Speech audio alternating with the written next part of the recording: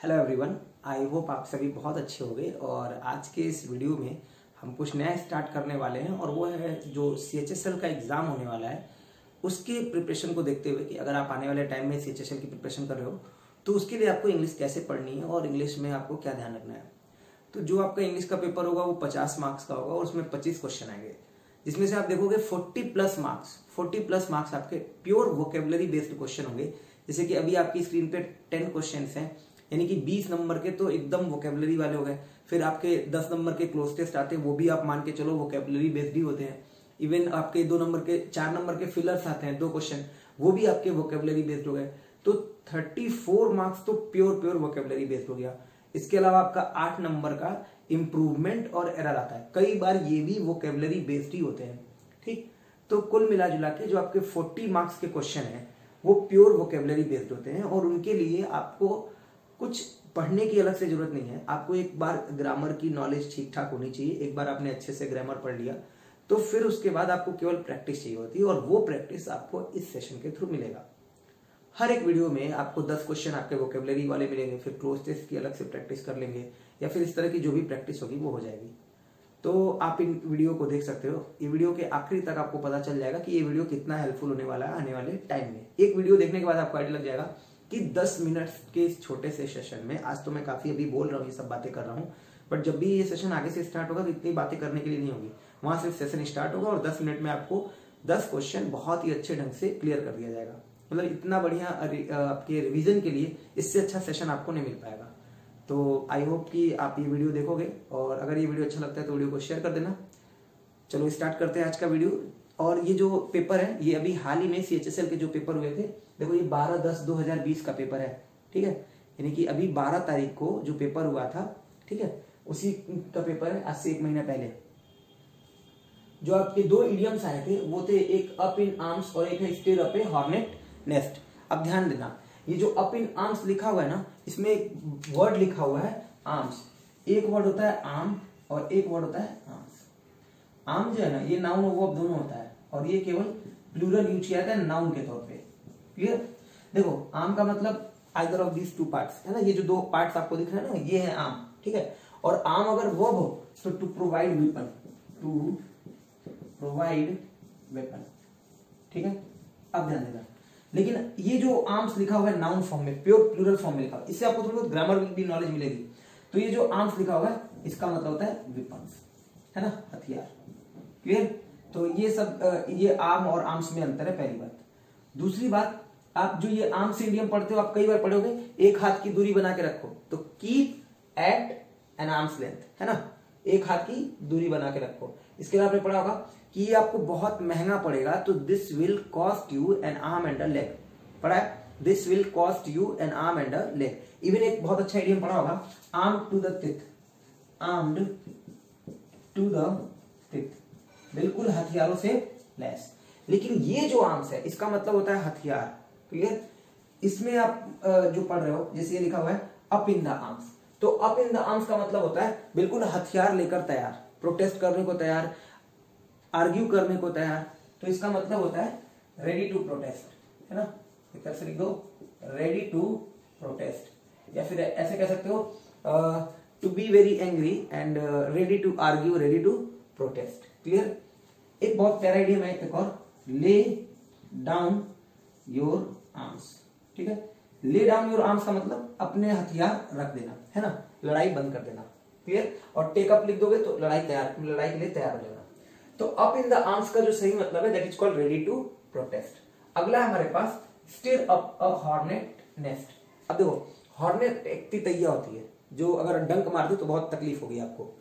अगर उसके नेस्ट में आप जाकर छेड़खानी कर रहे हो तो इसका मतलब आप परेशानी खड़ा कर रहे हो। तो to cause a lot of trouble, to cause a lot of trouble या कॉमोशन, कुछ भी बोल लो, बहुत सारी परेशानी खड़ा कर रहा है। और ये जो स्टिर वर्ड है इसका भी मतलब समझ लो। स्टिर का मतलब होता है जैसे आप स्पून लेकर कोई चीज मिलाते हो ना, मिक्स करने की कोशिश करते हो, तो वो होता है स्टिर करना। स्टिर अप एक बहुत बढ़िया फ्रेजल वर्ब है, स्टिर अप, जिसका मतलब होता है इंकरेज करना। मैं आपको क्या कर रहा हूँ, स्टिर अप कर रहा हूँ, इंकरेज कर रहा हूँ, तो फ्रेजल वर्ब है आपका स्टिर अप। क्लियर? ध्यान देना। अगला क्वेश्चन है हमारे पास, समथिंग दैट इज जेन्युइन, जो बहुत जेन्युइन हो तो उसके लिए आप क्या यूज करोगे, अनरियल, अवास्तविक, मैजेस्टिक बहुत ही वैभवशाली, ऑथेंटिक जो बहुत रियल हो, और एकेडमिक जो आपकी पढ़ाई से रिलेटेड हो। तो सही ऑप्शन आपका हो पाएगा ऑथेंटिक। क्लियर? कोई भी चीज अगर जेन्युइन है तो क्या है? ऑथेंटिक। जो लोग एकदम बिगिनर हो, बिल्कुल आप सीएचएसएल की प्रिपरेशन करना चाह रहे थे, तो एकदम से इस वीडियो पे आ गए हो, तो वो आप प्लेलिस्ट में जाकर इडियम्स की सीरीज है, ब्लैक बुक की सीरीज है, एमबी बुक की सीरीज है, आप उसको फॉलो कर सकते हो अगर आप डायरेक्ट क्वेश्चन नहीं करना चाहते हो तो। फिर हमारे पास that which is no longer useful, वो चीज जो बहुत ज्यादा यूजफुल न रह गई हो। ऑप्शन है आपके पास रिलक्टेंट। देखो अगर आप रिलक्टेंट हो तो आप अनिच्छुक हो उस काम को करने में, है ना, एडजेक्टिव की तरह यूज होता है। I am unwilling to do this, तो मैं उस टाइम पे इच्छुक नहीं हूं, तो दैट इज कॉल्ड रिलक्टेंट होना, इच्छुक नहीं होना। डोमिनेंट का मतलब बहुत पावरफुल, बहुत नोटिसेबल, है ना, that is called dominant. Abundant का मतलब दैट इज प्लेंटीफुल, जो प्रचुर मात्रा में हो, तो वो एबंडेंट है। अब वो ऑप्शन आपको बताना है कि क्या हो पाएगा, that which is no longer useful. आपके लिए क्लू मैंने दे रखा है ये, तो कमेंट बॉक्स में इसके आंसर कमेंट करो। आर वर्ड से स्टार्ट होगा और फिर ये 1 2, फिर ये वर्ड लिखा हुआ है, फिर एक गैप, फिर एक वर्ड लिखा हुआ है, एक लेटर लिखा हुआ है, और फिर 2 गैप, फिर एक लेटर लिखा हुआ है। तो वो 4 लेटर लिखे हुए हैं और 5 लेटर उसमें से गायब है। ठीक है, तो आपको फिल करना है 4 लेटर्स कौन कौन से होंगे। क्लियर? अगला क्वेश्चन देखो, गाइल वर्ड का आपके पास सिनोनिम्स पूछा गया था कि गाइल का मतलब क्या होता है। तो गाइल का मतलब एक तरह से होता है ना धोखा। जब भी आप डिसऑनेस्ट बिहेवियर शो करते हो किसी काम को करने के लिए, तो उसको आप बोलोगे गाइल। आपके पास 4 ऑप्शन है, इंट्यूशन और सिंसियरिटी, सरफीट और डिसीट। आप ध्यान देखना, सही ऑप्शन आपके पास क्या हो जाएगा, सिनोनिम डिसीट, मतलब धोखा। सरफीट का मतलब होता है जो अमाउंट में ज्यादा हो, पार्ट ऑफ स्पीच, नाउन। ध्यान रखना ये भी। स्पेलिंग करेक्शन में भी ये दोनों वर्ड आपको बहुत मिलेंगे। क्यों मिलेंगे मैं बता रहा हूं। ई और आई को इधर उधर कर देने से स्पेलिंग थोड़ा सा आपको परेशान करेगी। डिसीट में आई रहेगा पहले, ई रहेगा, तो आपको ध्यान रखना है डिसीट, सरफीट, और 2 वर्ड और मैं बता रहा हूं, है ना, उसको भी ध्यान रखना। वो है आपका काउंटरफीट, है ना, और फॉरफीट। काउंटरफीट का मतलब होता है नकली। ठीक है, COUNTERFEIT, एकदम बिल्कुल इसी तरह। डिसीट, सरफीट, काउंटरफीट और फॉरफीट। क्लियर? ये आपका वर्ब और एडजेक्टिव दोनों तरह से यूज होता है। और जो फॉरफीट है ये वर्ब, एडजेक्टिव और नाउन तीनों तरीके से होता है। FEIT। फॉरफीट का मतलब, काउंटरफीट मतलब जाली हो गया, नकली हो गया, और फॉरफीट का मतलब होता है पनिशमेंट के तौर पे कोई चीज को पे करना। जैसे मान लो आपने अपनी टिकट कैंसिल नहीं कराई, तो आपकी टिकट नहीं कैंसिल कराओ तो आपकी पेमेंट आपकी कट जाएगी, तो वो आपको क्या करना पड़ा, फॉरफीट करना पड़ा। गाइल वर्ड के लिए जो सही वर्ड हो जाएगा वो हो जाएगा डिसीट। सरफीट भी बता दिया, और ये स्पेलिंग करेक्शन आपके पेपर में बहुत आता है, ये ध्यान रखना। सिंसियरिटी क्या होता है, अगर आप सिंसियर हो तो आप ऑनेस्ट हो, आप ईमानदार हो, ठीक है, जेन्युइन हो, तो वो सिंसियर होता है, उसी का नाउन फॉर्म है सिंसियरिटी।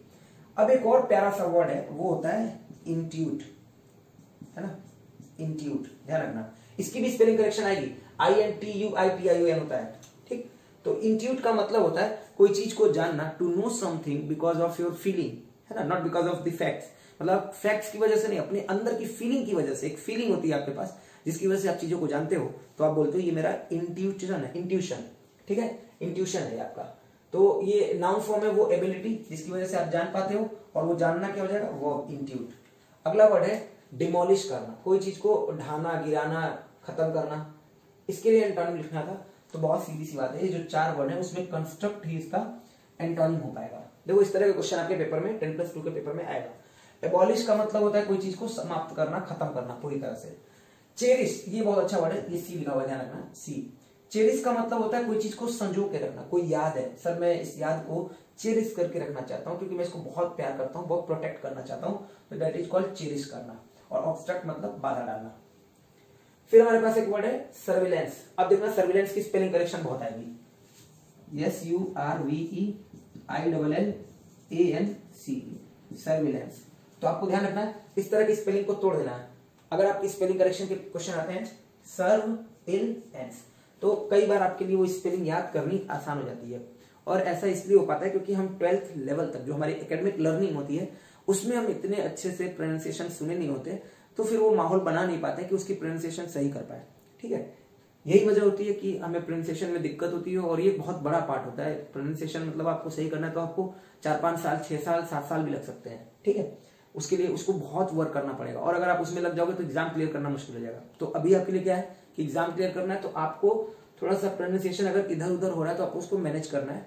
अगर आपको पता चलता है कि इसका सही प्रोनाउंसिएशन ये है, तो आप उसको कॉपी करो और इंप्रूव करो, है ना। मैं ये नहीं कह रहा हूं कि आप उसको बिल्कुल छोड़ दो। तो सर्विलांस का मतलब होता है बहुत चौकसी के साथ, बहुत निगरानी के साथ। अभी इसका हमें इंटर्न लिखना है तो ये वर्ड तो नहीं हो पाएगा, क्योंकि विजिलेंस का मतलब होता है चौकसी। विजिलेंट एक वर्ड होता है, विजिल होता है, विजिलेंट होता है, विजिलेंस होता है। उसी विजिलेंट से बना हुआ विजिलेंस, ये नाउन फॉर्म है, बहुत चौकसी। नेग्लेक्ट इसका सही ऑप्शन हो पाएगा आपके एंटोनिम के तौर पे। क्लियर। एंड्योरेंस क्या होता है, देखना ये भी बहुत अच्छा वर्ड है। एंड्योरेंस का मतलब होता है वो एबिलिटी जिसकी वजह से आपको बिना कंप्लेन किए परेशानियों को झेलते हो। जैसे अभी लॉकडाउन था बट आपने एंड्योरेंस दिखाया, आप घर में ही रहे, आप बाहर नहीं निकले, तो ये आपका एंड्योरेंस था। और अटैक तो बहुत ही कॉमन सा वर्ड है, आपको ध्यान रखना। नेक्स्ट वर्ड है हमारे पास एसर्शन। इसके लिए क्या लिखना है, हमें सिनोनिम लिखना है। अब ध्यान देना, एसर्शन का मतलब होता है कोई चीज बहुत दावे के साथ बोलना, कोई चीज बहुत क्लियर बताना कि ये चीज मेरा है, असर्ट करना। असर्टिव सेंटेंस आप पढ़ते हो तो सिनोनिम हो पाएगा डिक्लेरेशन। बाकी कंटिन्यू करने की प्रक्रिया कंटिन्यूएशन, रिजेक्ट को रिजेक्शन और डिस्कस को डिस्कशन, सारे नाउन है। क्लियर। अब आपके 4 नंबर के स्पेलिंग करेक्शन आएंगे। 2 क्वेश्चन है स्पेलिंग करेक्शन में, 2 नंबर के, 2 नंबर के ये और 2 नंबर के ये। अभी मैंने 2 वर्ड बताए, देखो ये आपके deceit, surfeit, counterfeit, forfeit, 4 word spelling correction के बता दिए।